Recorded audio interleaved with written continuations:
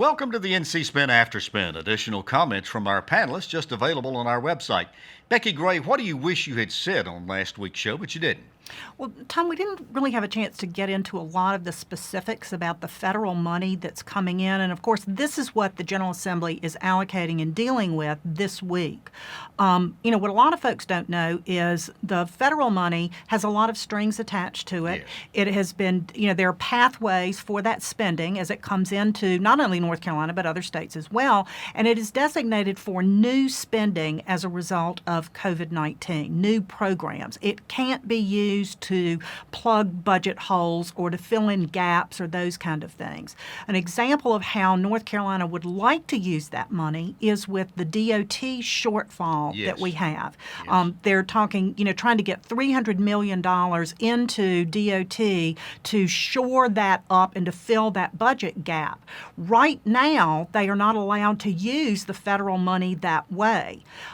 Governors, couple dozen governors from across the country, other groups, the John Lott Foundation has written letters to Congress and to the President to ask for those waivers, to ask for a little bit more flexibility. And the reason why that is so important is we are going to have a tremendous decrease in revenue as we move through this. Question. I mean, if you just think right now, of all the people who are unemployed, who don't have money, the sales tax, we know right now is going down. The business taxes are not going to be there.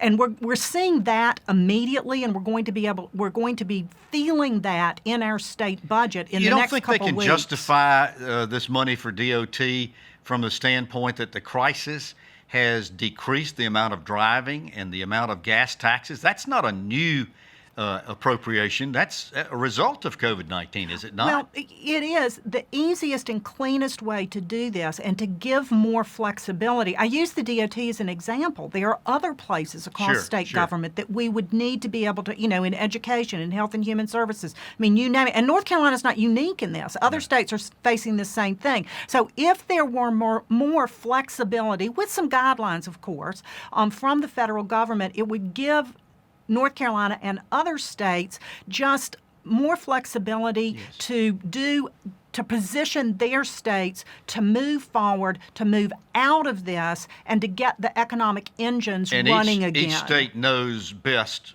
what's best for them. Look at the situation they have in New York. Look at the situation that they have in California. North Carolina is different. They're all critical. Let our North Carolina leaders choose how best to use that money to get us back up on our feet. Well, and the explanation we've heard from some of our congressmen is, hey, look, we were doing our dead level best to get something out there and get it going. And, we were more interested in getting it fast than necessarily getting it right. Absolutely fair point. That's why there have been petitions from governors and states to say, this is great, but here's another thought. Could you give us a little bit more flexibility with it? Yeah, and this pot of money, too, that's come in from the federal government, the way it is now, it has to be spent before December 31st or it reverts back to the federal government. Now, the intent behind that is so that, states don't sit on it, that you get the money there to help the people who are hurting right now. There's not a problem with that, but, to have that flexibility, and again,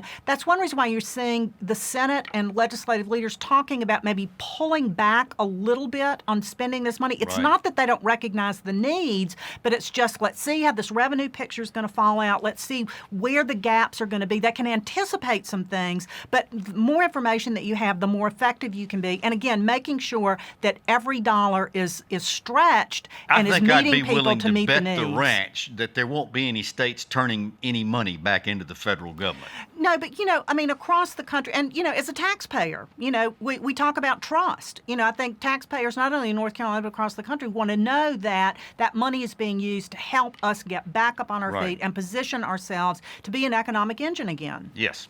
Well, thanks for watching the After Spin. We'll have more video all during the week on ncspin.com.